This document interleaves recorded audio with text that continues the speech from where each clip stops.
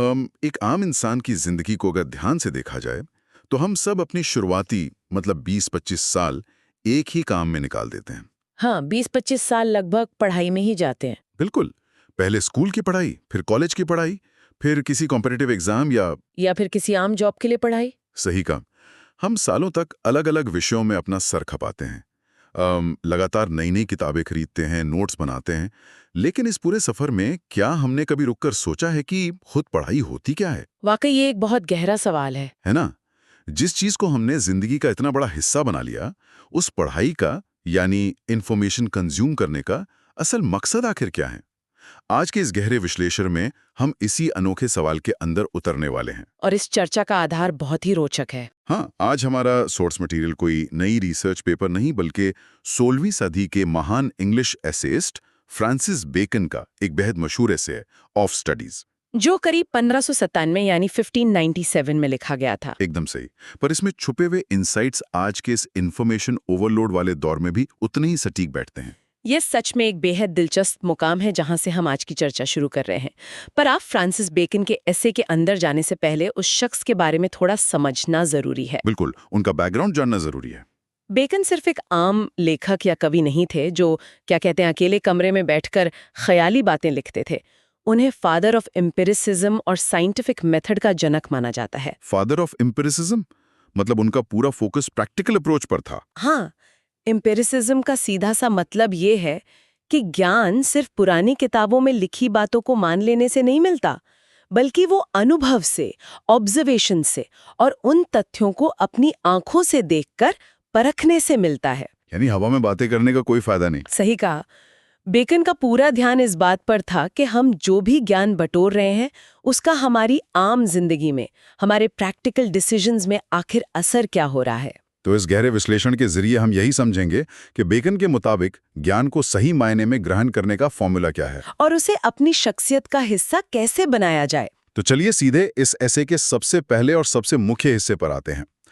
Bacon ने शुरुआत में ही पढ़ाई के 3 मुख्य उपयोग बताए हैं। 3 अलग-अलग मकसद? हाँ, उनके हिसाब से हम जो भी पढ़ते हैं उसके 3 मकसद होते हैं, डिलाइट, ऑर्नामेंट और एबिलिटी। डिलाइट यानी आनंद? बिल्कुल। अगर हम पहले मकसद डिलाइट को देखें तो ये वो आनंद है जो हमें अकेलेपन में या खाली समय में मिलता है, जैसे संडे की सुबह अकेले बैठकर अपनी पसंदीदा किताब पढ़ना, जहां आसपास और कोई शामिल नहीं है। एकदम सिर्फ पढ़ने वाले और उस किताब के बीच का एक सुकून भरा रिश्ता। और यहीं पर बेकन उस दूसरे मकसद की तरफ बढ़ते हैं जो है ऑर्नामेंट। यहाँ ऑर्नामेंट का मतलब किसी फिजिकल सजावट या गहने से नहीं है, ये हमारी बातचीत, हमारे डिस्कोर्स की सजावट है। मतलब जब हम दूसरों से बात करते हैं तो हमारे शब्द कैसे निकल रहे हैं। हाँ, हम सब ने ऐसे लोगों को देखा है जो किसी मीटिंग में या दोस्तों के बीच चर्चा में हिस्सा लेते हैं और उनके पास बोलने के लिए इतने सटीक उदाहरण होते हैं, इतने गहरे विचार होते हैं कि सब उन्हें सुनते रह जाते हैं। वो ज्ञान उनकी बातों को एक आकर्षण देता है। सही, लेकिन जो तीसरा मकसद है एबिलिटी, वो इन सबसे अलग और शायद सबसे जरूरी है। एबिलिटी का मतलब है उस ज्ञान को अपने बिजनेस और जिंदगी के फैसलों में उतारना, क्षमता बढ़ाना। एक काबिल इंसान किसी भी काम को बेहतर तरीके से जज कर सकता है और उस काम को अंजाम तक पहुंचा सकता है। पढ़ाई वही क्षमता बढ़ाती है। ये तीनों बातें सुनने में वाकई बहुत आदर्श लगती हैं। एक तरह से पढ़ाई के फायदे ही फायदे नजर आते हैं। लेकिन बेकन का दिमाग इतना सीधा नहीं चलता। जिधर फायदा है वहां उन्होंने खतरों की चेतावनी भी दी है। किसी भी चीज की अति तो बुरी होती ही है। और मुझे यहाँ उनका ऑब्जर्वेशन बहुत अजीब और चौंकाने वाला लगा। वो कहते हैं कि इन तीनों का अगर बहुत ज्यादा इस्तेमाल किया जाए तो वो नुकसान पहुंचाते हैं। जैसे बहुत ज्यादा पढ़ाई करना या दिन भर सिर्फ पढ़ते रहना एक तरह का आलस है, स्लॉथ है। ये काफी लोगों को अजीब लग सकता है। बिल्कुल, क्योंकि बचपन से हमें यही सिखाया गया है कि पढ़ते रहो, पढ़ना सबसे अच्छा काम है। तो बेकन बहुत ज्यादा पढ़ने को आलस क्यों कह रहे हैं? ये एक बहुत ही गहरा पॉइंट है जिसे हम अक्सर नजरअंदाज कर देते हैं। बेकन का मतलब यहाँ उन लोगों से है जो एक्शन लेने से डरते हैं। हाँ, डरते हैं मतलब शुरुआत करने से डरते हैं। हाँ, और उस डर को छुपाने के लिए पढ़ाई का सहारा लेते हैं। मान लीजिए किसी को कोई नया बिजनेस शुरू करना है और वो पिछले 2 साल से सिर्फ मार्केट रिसर्च ही पढ़ रहा है। वो कहता है कि वो तैयारी कर रहा है पर असल में वो काम शुरू करने से बच रहा है। एक तरह का बहाना हो गया है तो। एकदम। जब पढ़ाई आपको आगे बढ़ने से रोकने लगे, जब वो एक्शन की जगह ले ले, तो वो ज्ञान नहीं, सिर्फ एक आलस है। इंटेलेक्चुअल प्रोक्रास्टिनेशन जिसे हम कह सकते हैं। इंटेलेक्चुअल प्रोक्रास्टिनेशन, ये वर्ड इस बात को बिल्कुल खोल कर रख देता है। हम रिसर्च कर रहे हैं का लेबल लगाकर असल मेहनत से बच निकलते हैं। सही कहा। और उसी तरह बेकन ने उस ऑर्नामेंट वाले फायदे का भी एक नुकसान बताया है, जिसे वो अफेक्टेशन कहते हैं। यानी अगर कोई अपनी बातों में हर वक्त सिर्फ भारी भरकम शब्दों और किताबी जानकारी का दिखावा करता रहे, ताकि दूसरे लोग उसके सामने कमतर महसूस करें। हाँ, तो वो सच्चा ज्ञान नहीं है, वो बस एक सस्ती शान पट्टी है। लोग जल्दी ही ऐसे इंसान से बोर हो जाते हैं, क्योंकि उसमें कोई असलियत नहीं होती। और जो तीसरा खतरा बेकन बताते हैं, वो इन सब में सबसे ज्यादा प्रैक्टिकल है। उन्होंने इसे स्कॉलर्स ह्यूमर कहा है, एक विद्वान का पागलपन। विद्वान का पागलपन, ये कैसा खतरा है? इसका मतलब है कि जिंदगी के हर छोटे बड़े फैसले सिर्फ किताबों में लिखे नियम पढ़कर लेना, बिना किसी आम समझ या कॉमन सेंस के। जैसे हर चीज को टेक्स्ट बुक के हिसाब से चलाना। बिल्कुल। किताबें हमें थ्योरी सिखाती हैं, प्रिंसिपल्स बताती हैं, लेकिन उन प्रिंसिपल्स को रियल वर्ल्ड की मेसी और अनप्रेडिक्टेबल सिचुएशंस में कैसे लगाना है, ये किताबें नहीं बता सकती। उसके लिए दुनिया का अनुभव चाहिए। अगर कोई डूबते हुए इंसान को बचाने के बजाय किताब खोलकर तैराकी के नियम पढ़ने लगे, तो वो ज्ञान किस काम का? सही उदाहरण दिया।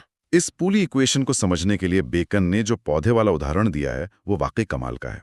उन्होंने इंसान की नेचुरल एबिलिटीज को एक जंगली पौधे से कंपेयर किया है। नेचुरल प्लांट्स वाली तुलना? हाँ, एक पौधा जब अपनी मर्जी से उगता है तो उसकी शाखाएं किसी भी दिशा में बेतरतीब तरीके से बढ़ने लगती हैं।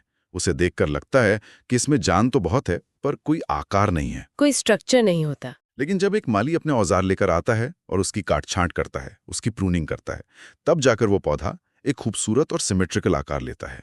और यहाँ माली का काम पढ़ाई करती है। बिल्कुल। बेकन कहना चाहते हैं कि हमारा दिमाग, हमारी नेचुरल समझ उस जंगली पौधे की तरह आजाद है। पढ़ाई और ज्ञान वो प्रूनिंग शीयर्स हैं जो हमारे अनुभव और हमारी आदत को तराश कर एक दिशा देते हैं। इस तुलना में एक और बारीकी है।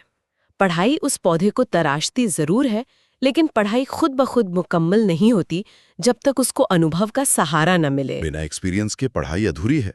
बेकन ने इस बात को अलग अलग मानसिकता वाले लोगों के जरिए समझाया है।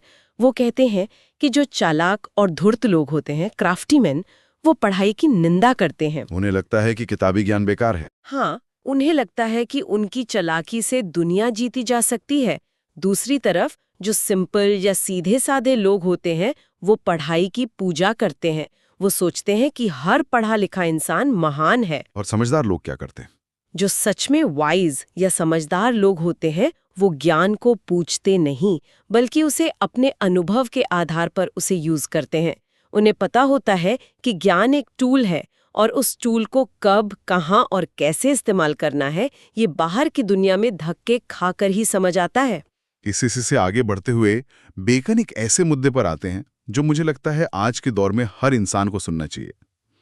वो बात करते हैं इन्फॉर्मेशन को कंज्यूम करने के तरीके पर। हम किताब खोलते तो हैं, पर हमारा ध्यान आखिर होता कहाँ है? ये आज के समय के लिए बहुत बड़ा सवाल है। बेकन ने इसका एक सुनहरा नियम दिया है, सिर्फ इसलिए ना पढ़ें कि किसी की बात को काटना है या बहस जीतनी है। आजकल सोशल मीडिया पर तो आधी से ज्यादा पढ़ाई इसलिए हो रही है ताकि लोग कमेंट्स में दूसरों को गलत साबित कर सकें। सिर्फ आर्ग्यूमेंट्स जीतने के लिए जानकारी जमा करना। और बेकन ये भी कहते हैं कि किसी किताब को इसलिए भी ना पढ़े कि उस पर अंधविश्वास करना है। उनका सीधा सा मंत्र है वे एंड कंसिडर, यानी तथ्यों को अपनी समझ के तराजू पर तौलें और फिर उन पर विचार करें। ये वे एंड कंसिडर वाला हिस्सा सच में इस हिस्से का दिल है। और इस विचार को आगे बढ़ाने के लिए बेकन ने किताबों और ज्ञान को खाने पीने की चीजों से जोड़ दिया है। उन्होंने पचाने की कला को 3 हिस्सों में बांटा है। 3 हिस्से। उनका कहना है कि some books are to be tasted, others to be swallowed, and some few to be chewed and digested. चलिए इन तीनों को अलग अलग खोलते हैं। पहली कैटेगरी है टेस्ट, यानी चखना। इसका क्या मतलब है? सिर्फ थोड़ा सा स्वाद लेना। हाँ, दुनिया में ऐसी हजारों किताबें और आर्टिकल्स हैं जिन्हें शुरू से आखिर तक पढ़ने की जरूरत नहीं होती। हमें उनका इंडेक्स देखना होता है, कुछ खास पन्ने पलटने होते हैं, बस उस ज्ञान का थोड़ा सा स्वाद लेना होता है ताकि पता हो कि उसमें क्या है। ये स्किमिंग का प्रोसेस है। और फिर आती है दूसरी कैटेगरी, स्वॉलो, यानी बिना ज्यादा चबाए निगल जाना। ऐसी किताबें जिन्हें हम पढ़ते तो पूरा हैं, पर उन पर अपना बहुत ज्यादा दिमाग या समय नहीं लगाते। जिसमें हमें गहराई में उतरने की जरूरत महसूस नहीं होती। जैसे कोई लाइफ फिक्शन नॉवल हो गया या कोई रोजमर्रा की न्यूज रिपोर्ट, हमने बस जानकारी ली और आगे बढ़ गए। इनमें हमें इनके एक एक शब्द पर विचार करने की उत्सुकता नहीं होती, हम बस इस इंफॉर्मेशन को स्वॉलो कर लेते हैं। लेकिन जो तीसरी कैटेगरी है, चू एंड डाइजेस्ट, यानी चबाना और पचाना, वही सबसे अहम है। ये वो चुनी हुई खास किताबें और जानकारियां हैं जो हमारी सोच को झकझोर देती हैं। जिन्हें जल्दी जल्दी पढ़कर खत्म नहीं किया जा सकता। एकदम। इन्हें पढ़ने के लिए पूरा ध्यान और मेहनत देनी पड़ती है। और इस पचाने का मतलब क्या है? जैसे एक सेहतमंद खाना शरीर का खून, हड्डियां और मांसपेशियां बन जाता है, वैसे ही इन खास किताबों का ज्ञान हमारे दिमाग, हमारे नजरिए और शख्सियत का हिस्सा बन जाना चाहिए। ये वो जानकारी है जिसे हम मेटाबोलाइज करते हैं। ये एनालॉजी आज के हिसाब से इतनी सटीक है कि हैरानी होती है। और इसी के साथ बेकन ने एक और बात कही जो लगता है उन्होंने आज के शॉर्टकट कल्चर को देखकर ही लिखी होगी। वो डिस्टिल्ड बुक्स के बारे में बात करते हैं। यानी किसी बड़ी किताब का सार या समरी निकाल देना। हाँ, बेकन कहते हैं कि ये डिस्टिल्ड किताबें प्यूरिफाइड या डिस्टिल्ड पानी की तरह होती हैं। इनमें चमक दमक बहुत होती है, ये देखने में आकर्षक लगती हैं, पर इनमें कोई स्वाद या गहराई नहीं होती। आजकल ऐसी कई एप्स और वीडियोस आते हैं जो 5 मिनट में पूरी किताब समझा देते हैं। बिल्कुल, हमें लगता है हमने ज्ञान हासिल कर लिया, पर असल में हमने उस ऑथर के थॉट प्रोसेस को, उसकी आर्ग्यूमेंट बिल्ड करने की मेहनत को अनुभव ही नहीं किया। हमने सिर्फ बुलेट पॉइंट्स पढ़े और हमें लगा सब समझ आ गया। सही कहा। जब सिर्फ सारांश और समरी पढ़ी जाती है तो चू एंड डाइजेस्ट वाले प्रोसेस को बाईपास कर दिया जाता है। पचाने का काम किसी और ने किया और नतीजे पर कोई और पहुंच गया। इससे ज्ञान की सटीकता और गहराई खत्म हो जाती है। तो इस गहराई को वापस लाने का तरीका क्या बताया उन्होंने? बेकन ने इस ज्ञान को अंदर उतारने के प्रोसेस को और क्लियर करने के लिए एक ट्रिनिटी ऑफ लर्निंग का कॉन्सेप्ट दिया। उन्होंने कहा, reading maketh a full man, conference a ready man and writing an exact man. इस अकेले वाक्य में पूरी इंटेलेक्चुअल ग्रोथ का फॉर्मूला छुपा है। यानी तीनों चीजों का होना जरूरी है। हाँ, रीडिंग यानी पढ़ना इंसान को मुकम्मल या फुल बनाता है। उसके पास विचारों और जानकारी का एक भंडार जमा हो जाता है। पर सिर्फ पढ़ना काफी नहीं है। बेकन कहते हैं कि कॉन्फ्रेंस यानी दूसरों के साथ उस ज्ञान पर चर्चा करना एक इंसान को रेडी बनाता है, हाजिर जवाब बनाता है। जब हम किसी से बातचीत करते हैं, डिबेट करते हैं, तो हमारा दिमाग तेजी से काम करता है। जो ज्ञान हमने अकेले में पढ़ा था, चर्चा उस ज्ञान को धार लगाती है। हम दूसरों के क्रॉस क्वेश्चन से उस जानकारी के नए पहलू देखते हैं। और तीसरा हिस्सा है राइटिंग यानी लिखना। लिखना इंसान को एग्जैक्ट या सटीक बनाता है। बोलते वक्त हम कुछ भी धुंधला सा बोलकर निकल सकते हैं, पर जब उस बात को कागज पर उतारना होता है, तब हमारे विचारों को एकदम शिष्ट और क्लियर होना पड़ता है। लिखावट दिमाग के फजीनेस को खत्म कर देती है। और अगर इन तीनों चीजों में किसी का बैलेंस बिगड़ जाए तो उसके साइड इफेक्ट्स क्या है, ये भी बेकन ने समझाया है। क्या साइड इफेक्ट्स होते हैं? अगर कोई इंसान लिखता कम है तो उसकी मेमोरी बहुत कमाल की होनी चाहिए ताकि वो पढ़ी हुई चीजों को भूल ना जाए।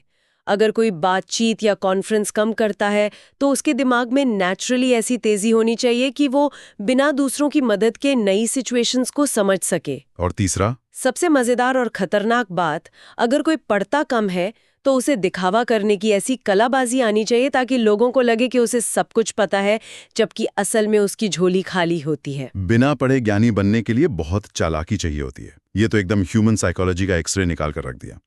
अब हम उस हिस्से पर आते हैं जो इस पूरे ऐसे का निष्कर्ष भी है और इसका सबसे बड़ा एप्लीकेशन भी। एवोल्यूशन स्टूडिया इन मोरिस। हाँ, ये लैटिन फ्रेज।